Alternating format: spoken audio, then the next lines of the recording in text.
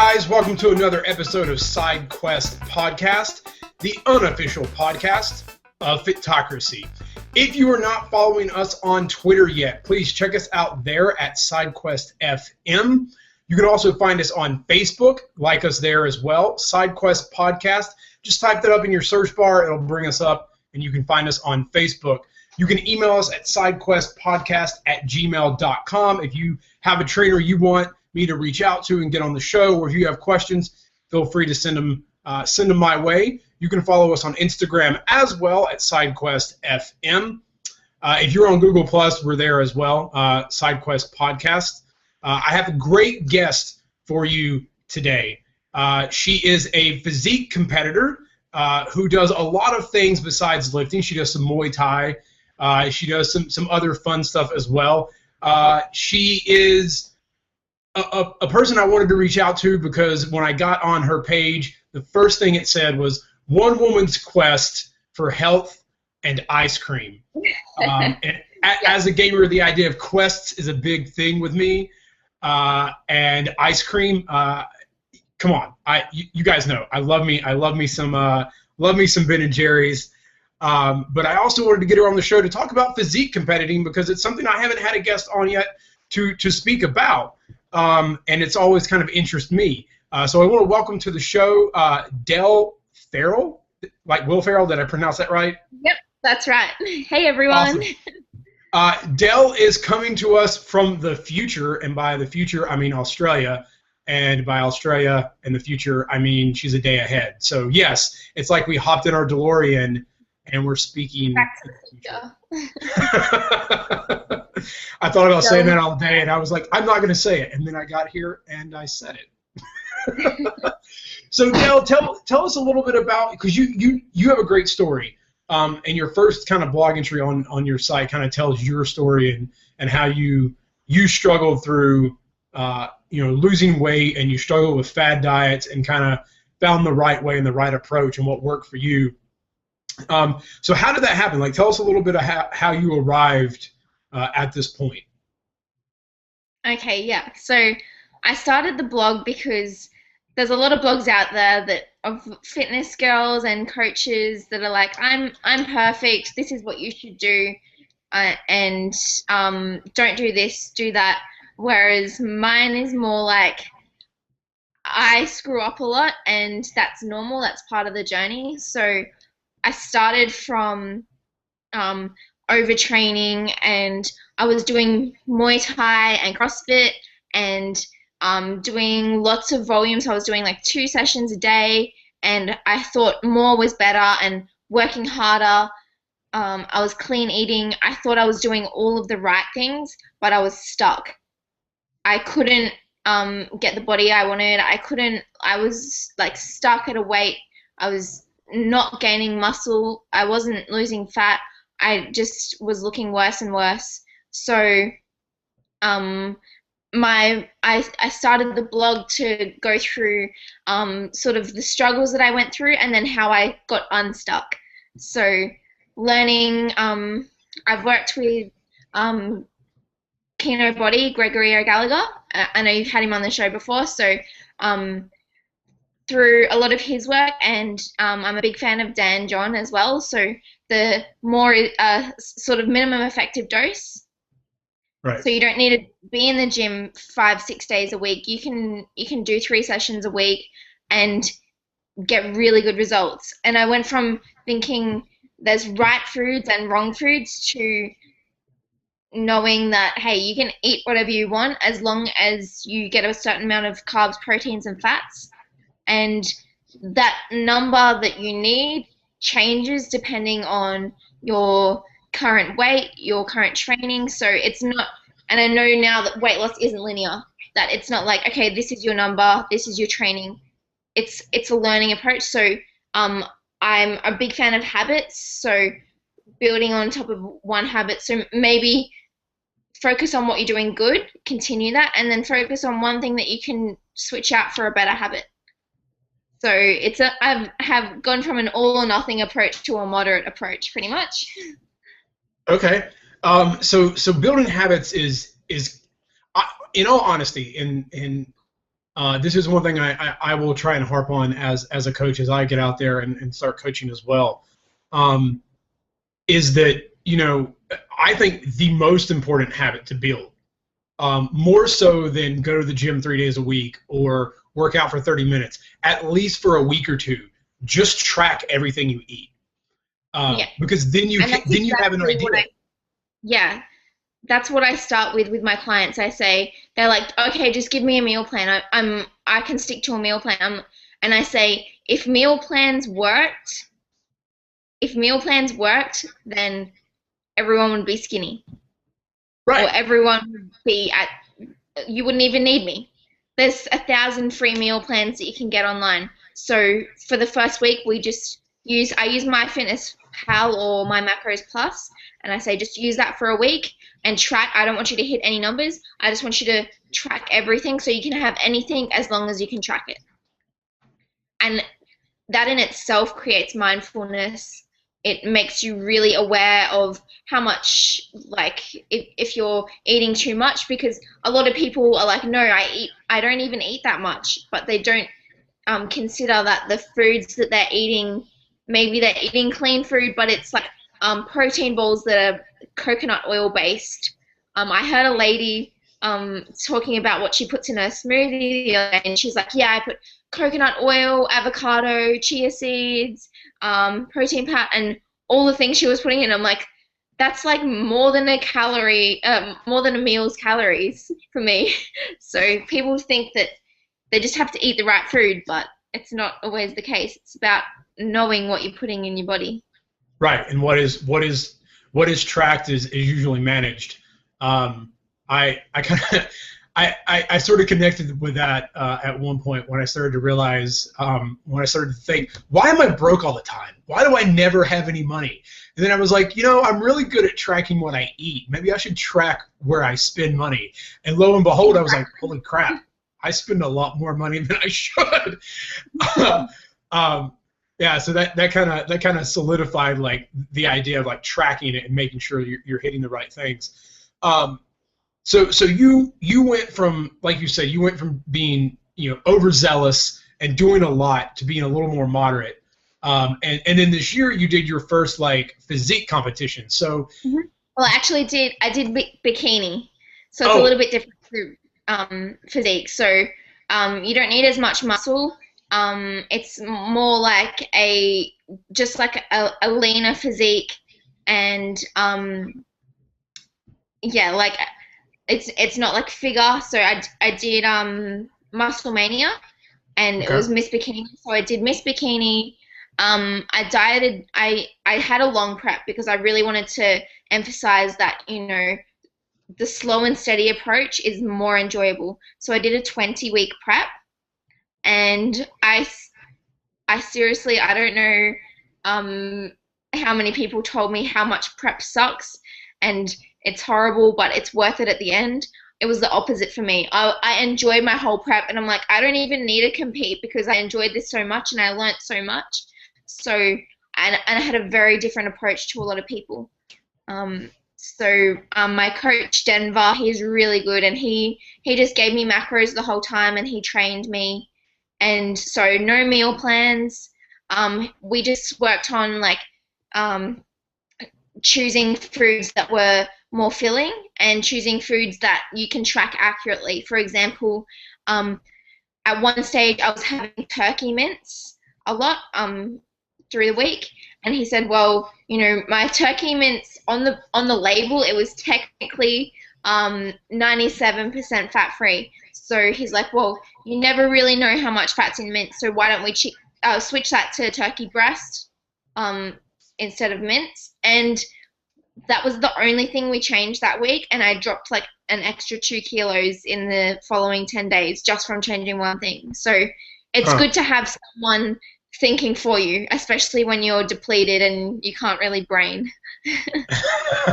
That is true. I've read a lot of people and seen a lot of documentaries of people doing like a bodybuilding thing, and they're like, man, those last few weeks get really rough. So that kind of leads me to a question. So since you were doing bikini, what was the most challenging aspect? And I know you said you took 20 weeks. So you took the slow and steady. So it wasn't like you were like, all right, I've got 10 weeks and I got to prep, and you got to like really like get hardcore and crazy. You made it a little easier on yourself. But what was the hardest aspect? Fear. So at the start, I didn't even want to compete, but my coach is like, do it, do it, do it. And I didn't even, I'm like, why would I want to do that? Why would I want to walk around on stage in stripper heels and a sparkly bikini? Like, I'm not much of a girly girl. I literally said that to him, and I'm like, why would I want to do that? But I sort of meant that, but at the same time, I realize now that that was fear talking, because it's scary, like thinking, okay, you've got to work really hard, and if you don't, then you're going to look like shit on stage. And having a scary goal, like now I know, like if you're scared of doing something, do it, because that's usually the thing that you need to do.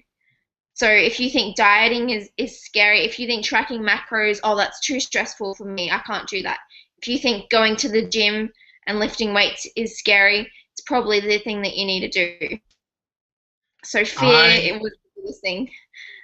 I love that. That like the thing you're most afraid of, do. Oh God. Oh dear God. See, now that you said that, the rest of the night, all the things I'm afraid of, my brain is gonna be like, yeah, you should do it. You should do it. Like I'm probably going to go sit in a corner and be like, no, but I'm afraid of it. But I'm afraid. And then like the other same for Muay Thai. I went to our Muay Thai Christmas party, and I had a few too many Christmas cocktails, and my trainer's like, there's fights in March, you should do it. And I'm like, heck yeah.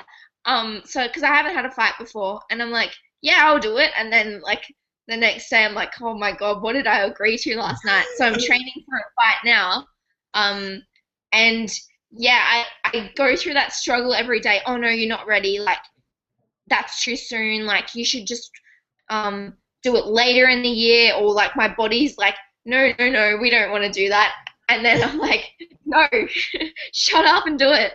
So sometimes you have to, your body tries to reason you out of everything. It's like, no, like you don't need a six-pack tomorrow. You can just eat that extra tub of ice cream or eat that extra bowl of cereal.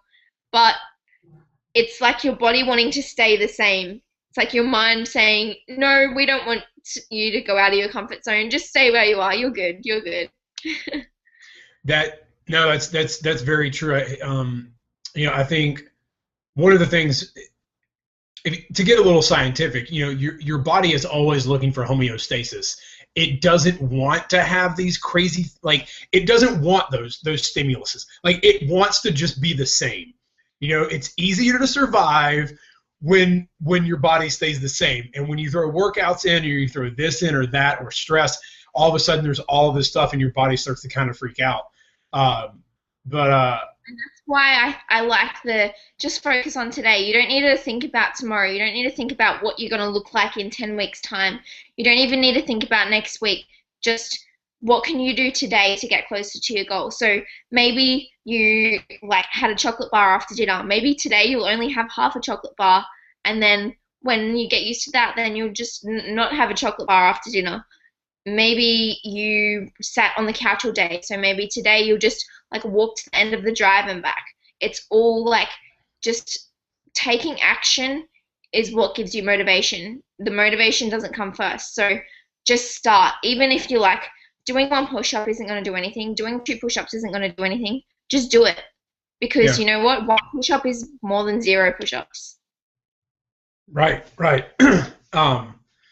So that, yeah, one day at a time. I wrote in a blog post that I put up on the site. My wife tells me all the time when I feel like I've done something really dumb and stupid and messed up. She's like, you know what? Tomorrow's a new day.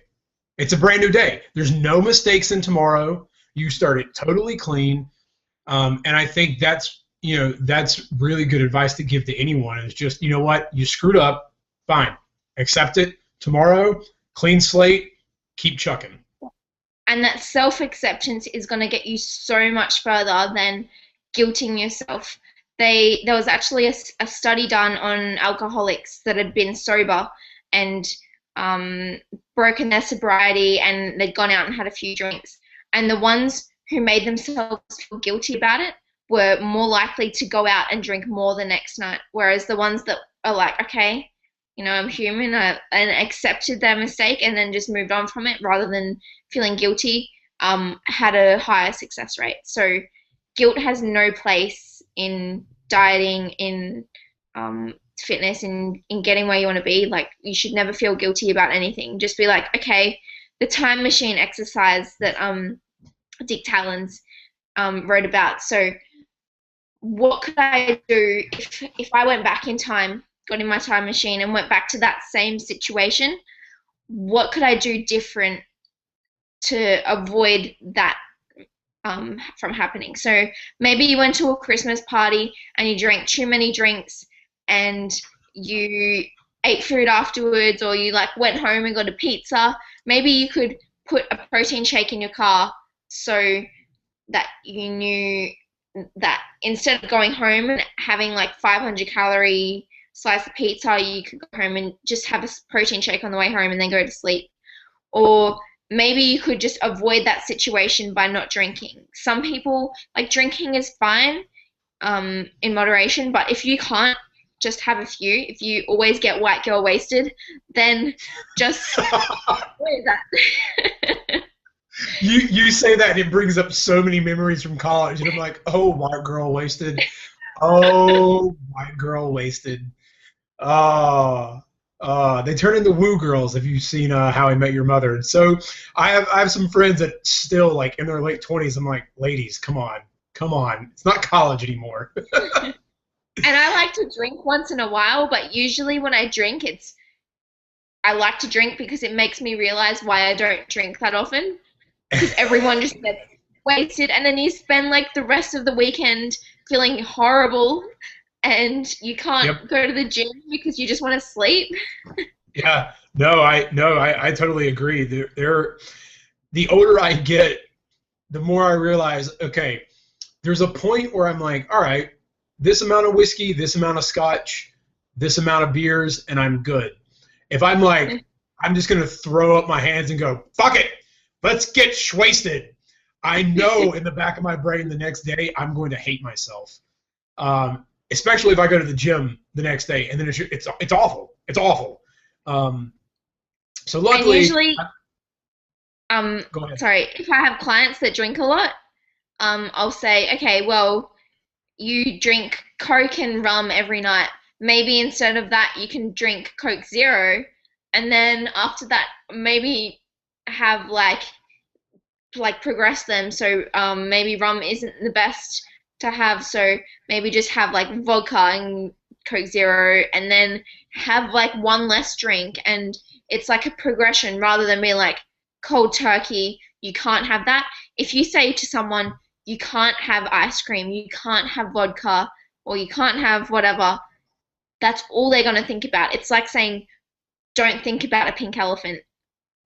So rather than saying can't, think about what you can do and say, well, I can have this, but, you know, like,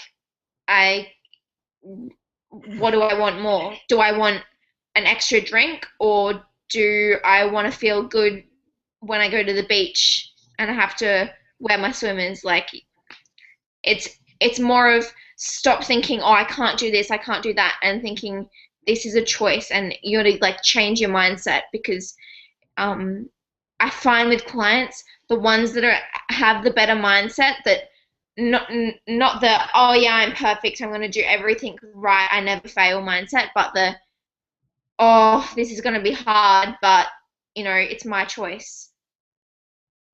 Yeah, no, that actually brings a great question to mind, that as you were speaking, I kind of connected. So developing that mindset is really, really hard, and I still struggle. I mean, I'm my own worst critic.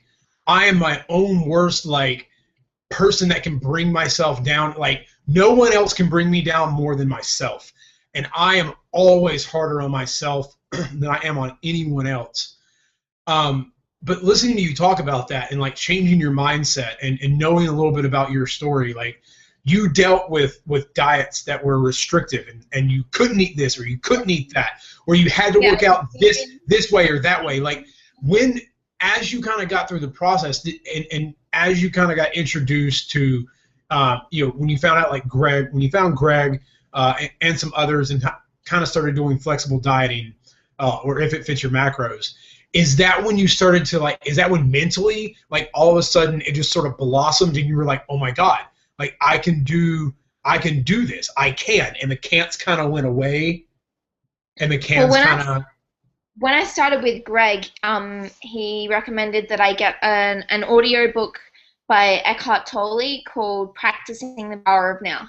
And it's about being really present. And I'm the biggest skeptic about this stuff, and I know there's going to be people listening saying that stuff, that's not for me, but I kept hearing it.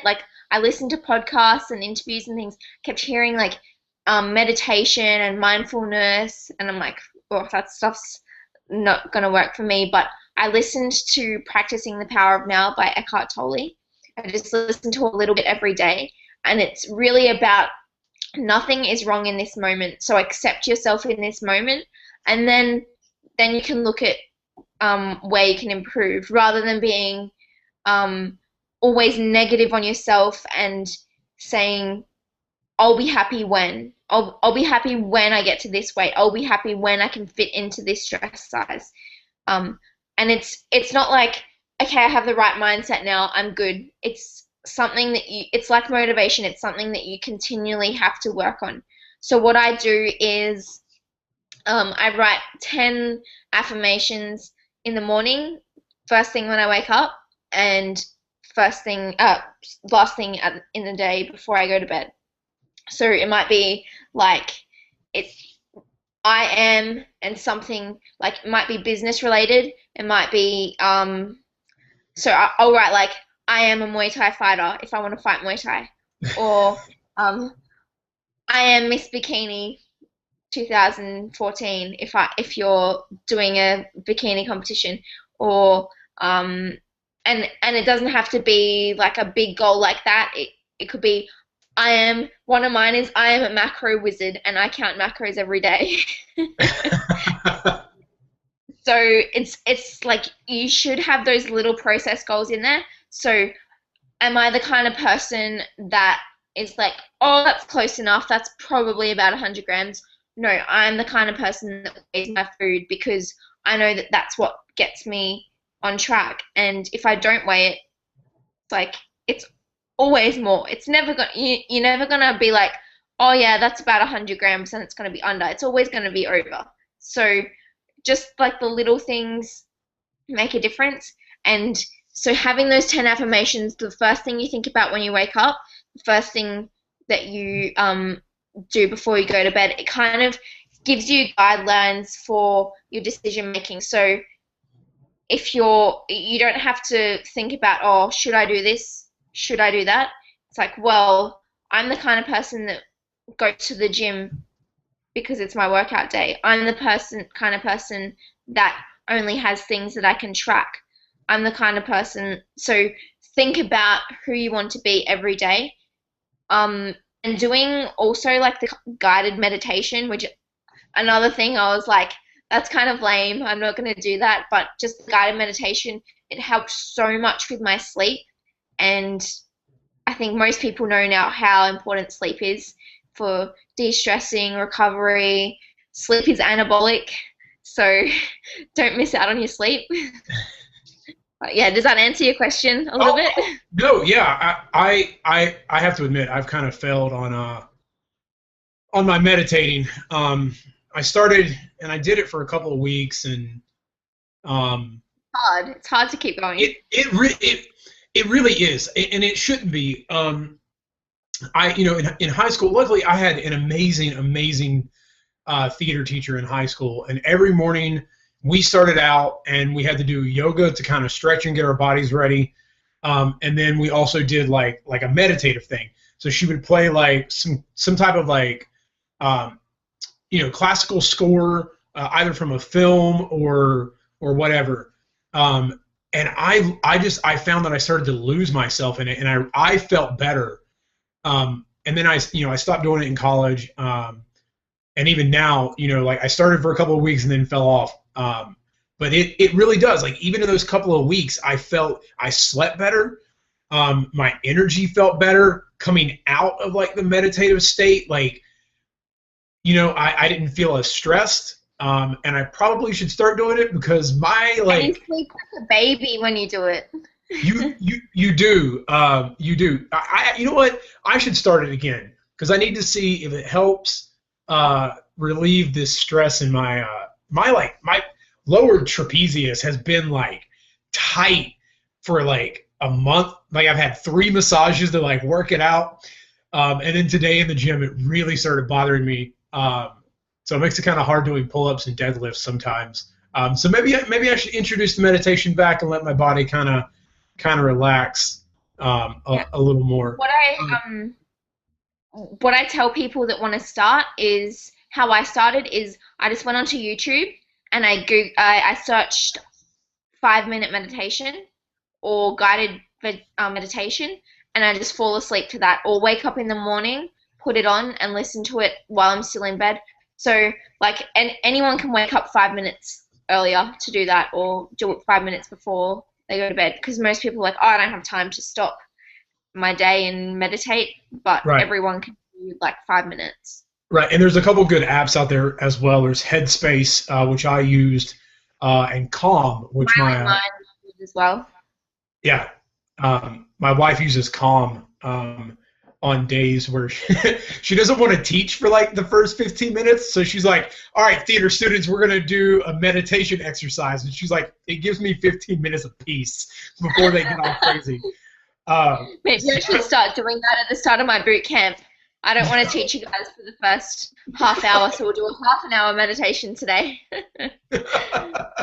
So speaking of Greg, I know you actually have a program with him that you've launched online. So talk a little bit about that and how that kind of came about. So it's basically exactly what Greg did with me. That sort of we took a step back when I started talking to him, and I'd been a fan of the Road to Ripped podcast, listening to it, and I said, do you have anything for women? And he didn't, but he coached me a little bit anyway, and it was taking a step back, stopping doing 2 hours of training a day, and I just did 3 days a week, plus on my rest days I would just walk or do something like relaxing. And he's like, this really hit me. Like I got chills when he said this. He's like, when was the last time you just ate at maintenance? And I couldn't remember. I've always been like, no, I've got to lose weight. And sometimes it is a matter of just taking 2 steps back before you can move forward. So it's a more moderate approach. And the things that we just talked about, mindset and motivation, there's a module for that that comes with our ebook. So it's called, we went through a few names, so it's called Goddess Toning Program. And because everyone wants to tone, and it talks about, the reality of what toning is, because we don't want people to be afraid to get strong.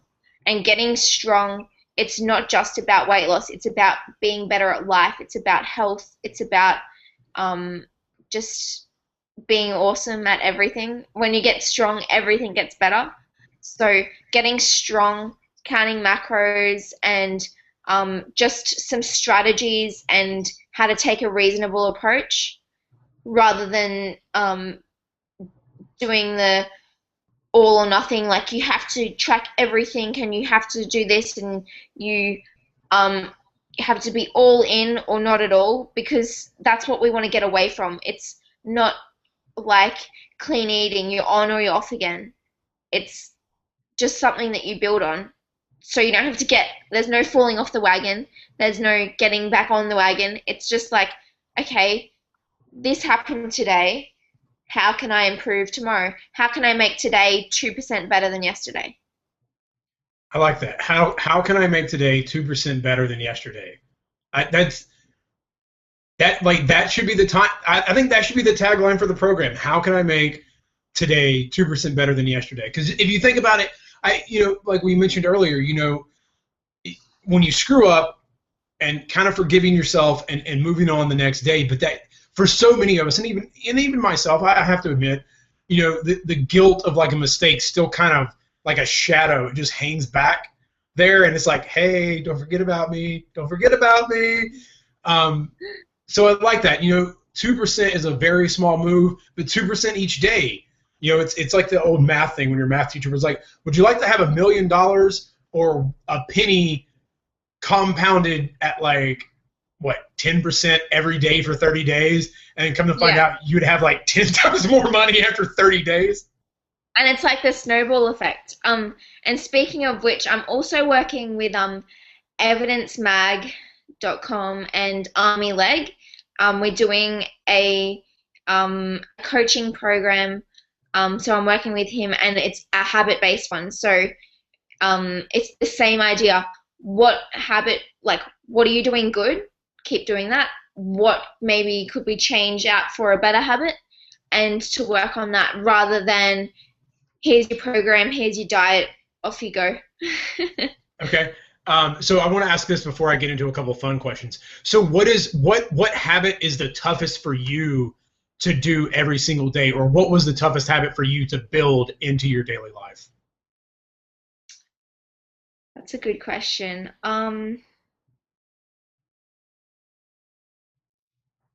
Probably like the eating is hard. The eating's always the hardest bit. I sometimes struggle like going to gym, but once I'm there, I love it, and I remember that I just want to lift everything.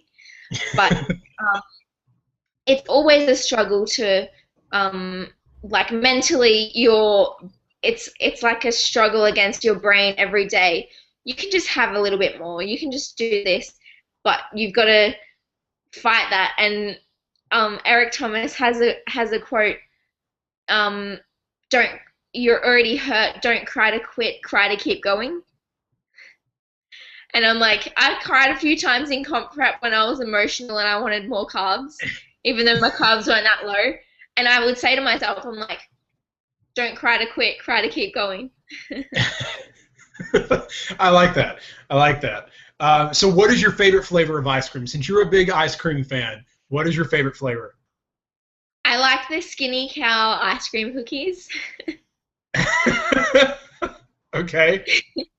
They're like my go-to. I'm like very habitual with my foods. Like I just tend to gravitate towards the same foods. And once I'm eating that, I just stay consistent.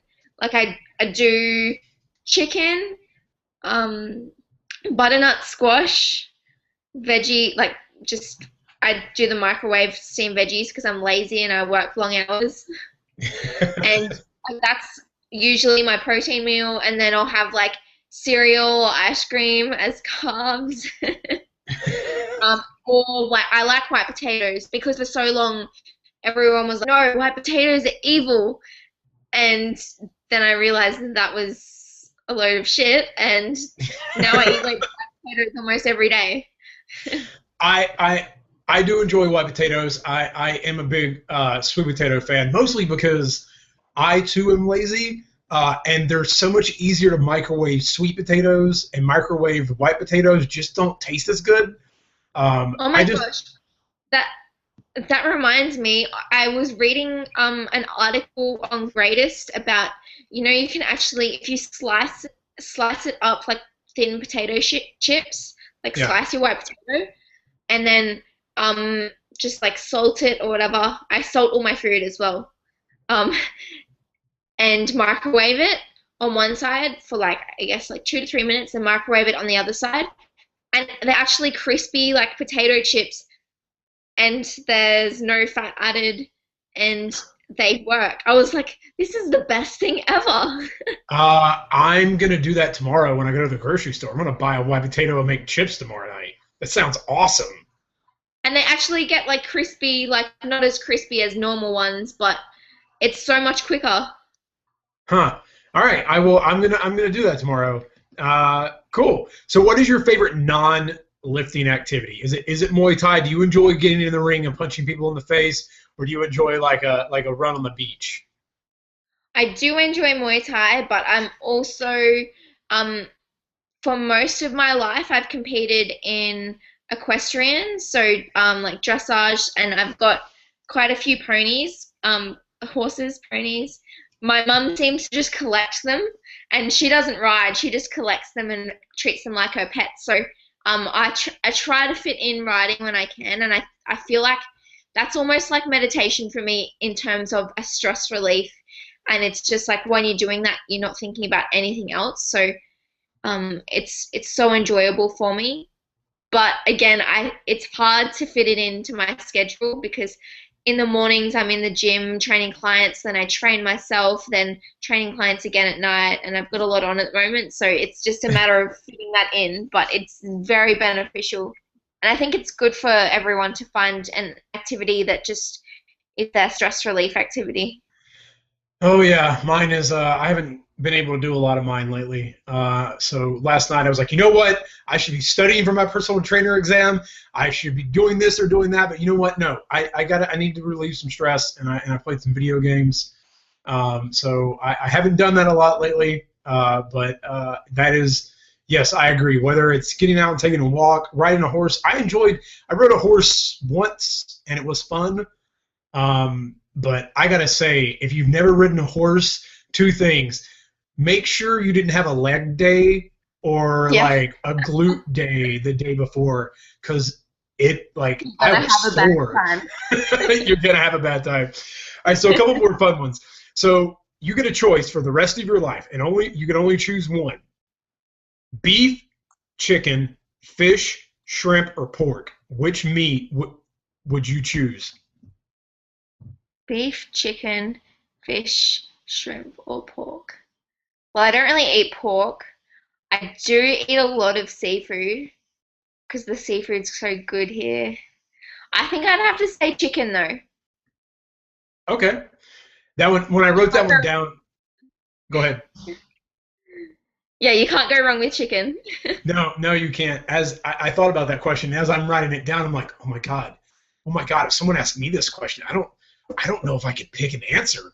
Like, you're telling me I could never have a burger again, or I could never have bacon, or I could never. Oh my God, this isn't. Oh, That's not, that's not some kind of a commitment I'd want to make. no, no, I agree. Okay, so this one is a fun one, and I apologize if you kind of shake your head and go, "Ah, there are so many more Aussies than these two," but I had to ask because they're the first two that came to mind. So let's just let's just say, for example, you're at the bar and you're approached by two men. One is Hugh Jackman, the other is Chris Hemsworth.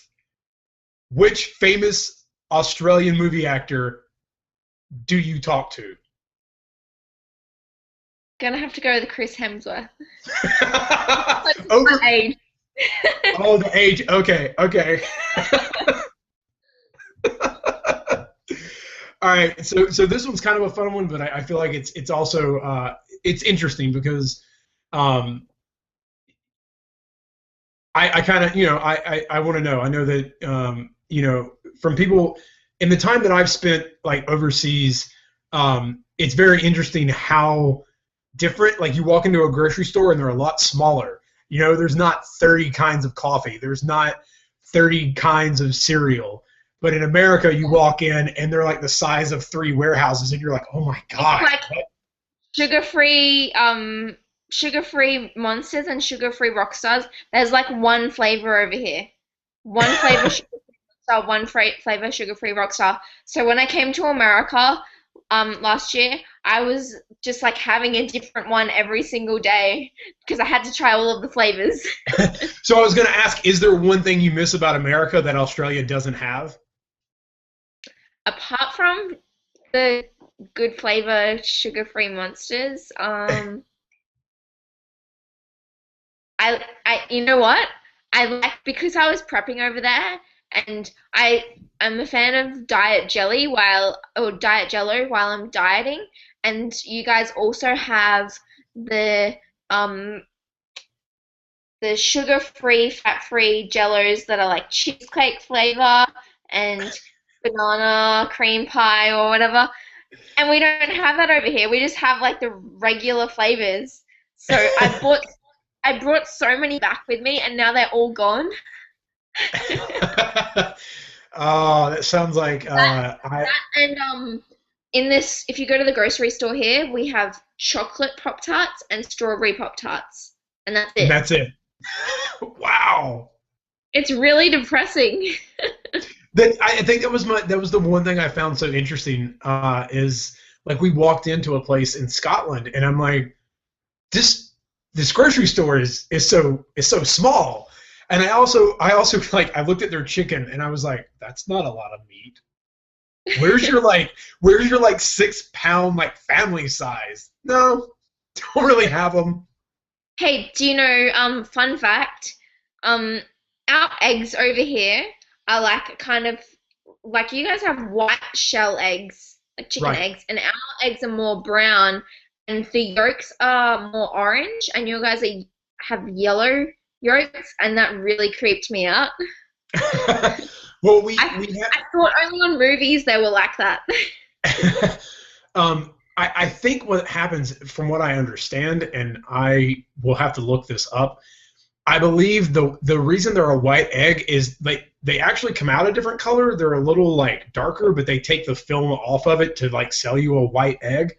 But yeah, it is very interesting because you'll go to like farmers markets, or even my father-in-law will have farm-raised eggs occasionally, and they're like sometimes they're so dark orange they almost look red, and then you get these like really bright yellow ones, and I'm like, that just, and the taste is so different.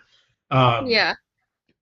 But yeah, and also from what other people have told me who have spent time elsewhere in the world, they're like, Americans, why do you put your eggs in the refrigerator? Why? I don't understand this. It doesn't make it like. Oh, we still do that here. Oh, it's so okay. hot. I guess if you lived in England, you wouldn't, but it's so humid here. So, yeah. So I have a couple more before we wind down the podcast. I had a couple more questions I wanted to ask about bikini competition, because I find it very interesting. I've always thought, I want to do a body. Bikini? Yep. I've always wanted to put on a bikini. You got me, Dell. I think that everyone would enjoy my pale white ginger skin. It would radiate, which is why I don't take my shirt off at the beach, because I'm afraid people are going to think they're dying because they're going to see this bright white light. So what was, a lot of people don't kind of understand like what goes into it. And like you said, you took a long time, getting to that process. But a lot of people, like post competition, and a lot of bodybuilders really quickly put on a lot of weight right back afterwards. Or that first post competition meal, they're like, oh my God, Taco Bell, I'm gonna eat it all. So or buffet, and they just have like 3 hours at the buffet, and they just eat till they pass out. Right. So what was your post-competition meal? Since you kind of took the flexible dieting approach and you still enjoyed the foods that you enjoy, like, did you go out and gorge yourself a little bit, or were you just kind of like, you know what, I'm good? Well, I definitely noticed, because I went over with a team of 23 to Vegas from Australia, and I definitely noticed everyone else was a lot more food focused. And afterwards, they were like, I can't wait to eat. After I got off stage, I wanted to have a pumpkin spice latte, because we don't have those in Australia ever. Another thing that we don't have. And we don't have the salted caramel ones either. We don't have anything. So first thing I got a pumpkin spice latte, and then I was like, I probably should eat. I have barely eaten all day, trying to think of what I feel like. And I had some, because I was waiting for the other competitors to finish so we could go out for a meal. And I had some beef. I'm like, all I feel like is beef jerky. I don't feel like anything else. I just want that. So I just had a packet of beef jerky and a pumpkin spice latte. I was like, this is the weirdest craving ever. So was the pumpkin spice latte good? Did you enjoy it? It was so good. The thing about dieting on lower calories, everything tastes amazing. You're like, oh my God, this broccoli, this steamed broccoli. I don't know what you've done with it. It tastes magical. I was like, this is actually amazing. That's hilarious. So final Go and question. have a burger as well afterwards that night. But I Oh, wasn't well. like binge, fill my face with food. I was just like, I could do a burger. I'm in America. I probably should. Did you do something fun while you were in Vegas, or was it just competing? Did you get to go to casinos or see any shows? Um, we kind of just we went out and drank a little bit afterwards, and just mostly shopping. The shopping's really good there compared to Australia. And then the next, like 2 days after my show, tried a gym called Double Dose Muay Thai in Southern California. So I did a day of training there, and then on Thanksgiving I flew to New York, and I spent some time um, just training at different places. I trained at Mark Fisher Fitness. I trained at Structure with Kevin Deneen. I I trained at so many cool places, and I caught up with Dick Talons, who's helping me with some business coaching. And then I flew back to California before I went home, and I trained at Fitwall in Newport, which was a really cool experience. Anyone in Newport should go to Fitwall because it's really fun.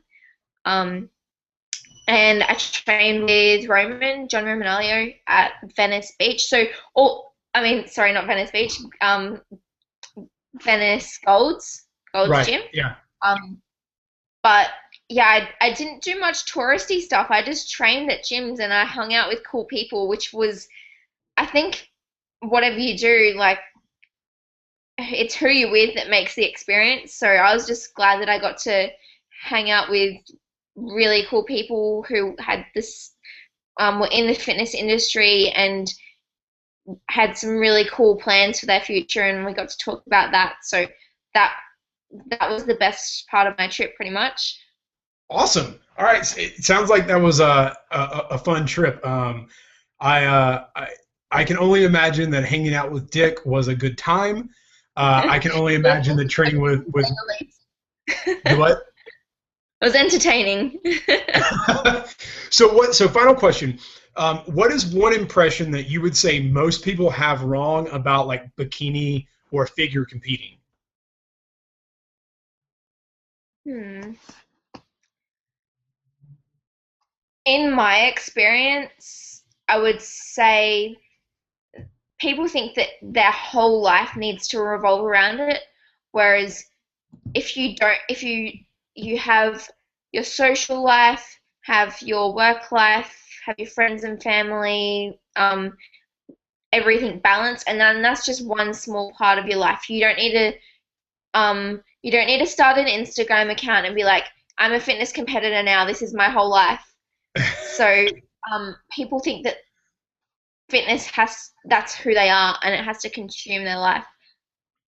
But you can do it. I think that you can do it in a more balanced approach. I don't know if that really answers your question, but that's the best answer I can think of. No, that's fine. I think that's a very good point. Is that not everyone out there who does these competitions are, all about, it's not fitness 100% of the time. Yes, they may be in the industry and they may work in it, but not everyone is obsessed with it, and some people just do it for fun. Like it's just a fun thing they like to do. And if you are doing it for fun, you got to remember that it's very expensive. So you've got to pay, especially if you're a girl, you got to pay for your bikini, your hair, your makeup, your tan, your entry fees. My entry fees were between $300 and $500 over here, and then for over there as well, in Vegas. You've got to pay for, if you're having a coach, you've got to pay for your coach, your meals. I didn't take many supplements, but a lot of people do, like, have a lot of supplements, so it's a very expensive process as well. Not to put anyone off who wants to do it, but just if you're going to do it, start saving. Right. Yeah. It's not. I can imagine that it's not. They don't have to do their hair and makeup or get stripper heels. Cool. Well, Dell, I've had an awesome time chatting with you. If people want to know more about you, where can they find you online? And if they're interested in the program that you and Greg have been working on, where can they find that? Okay, so the Goddess Toning program is on kinobody.com. And for myself, I'm pretty active on Instagram, which my Instagram is because glutes. And my Facebook, I have my Ice Cream Gal Facebook page, my icecreamgal.com blog, and then I have my personal Dell Farrell Facebook page as well. So I'm pretty active on Facebook and Instagram. And yeah, definitely check out kinobody.com and check out what they have to offer, guys and girls. Like, they've got a bunch of information that's really valuable. Awesome. So I do have to ask, because I have been following you on Instagram, why because glutes? That's a good question. Well, because I had a pretty flat butt to start with before I started strength training, and I was always like, I just want a booty. And then the more I start, I'm a big fan of Brett Contreras. Oh, yes. Brett Contreras, the glute guy, and I look at all his research, and the more you look into it, the more you realize, well, for Muay Thai, if you have strong glutes, you're gonna kick faster, you're gonna have more power. You're gonna, for strength training, you're gonna be able to squat more, deadlift more. You're just gonna be better at life. So everything is because glutes. Oh no, I agree. The more I've read a lot of stuff from him, and I can tell you from sitting at a desk as much as I do at work, even the smaller glute muscles like the glute medius and the glute minimus, even those, if they get, like, even if you do squats and you do some barbell hip thrust, like, if you don't find ways to work those out, even those can get tight, and they will clench other muscles. They will cause pain that radiates all over the place. I mean, that whole, like, hip and butt area, there's so many, like, blood vessels, and there's so many nerves that go down, and, like, one muscle just clenches on one, and you're going to think you have a problem, and next thing you know, all you have to do is squeeze your butt really hard for 30 seconds a day. And for the girls out there as well, your glutes are such a big muscle group, and the more you build that muscle, the more calories you're going to burn while you're doing nothing. So build your glutes up if you want to get lean, if you want to burn more fat. I agree. Plus, if you really want to have fun with people at the gym, as you're doing like a barbell hip thrust, it's always good to like give like a big grunting sound and just watch the looks on people's faces as they're like, "What? What are you?" I'm all about the grunting at the gym. Like this little blonde girl going every time she squats. It's pretty funny. It is pretty hilarious. Well, again, I want to thank you so much for coming on, Dell. I've had an amazing time. Guys, please check her out at icecreamgal.com, because glutes on Instagram, and you can find her again on Facebook. So, Dell, thank you so much, and good luck with the Muay Thai coming up in March. Thanks. Good luck with wearing your bikini. Well, you know, I'm getting in bikini shape right now, so.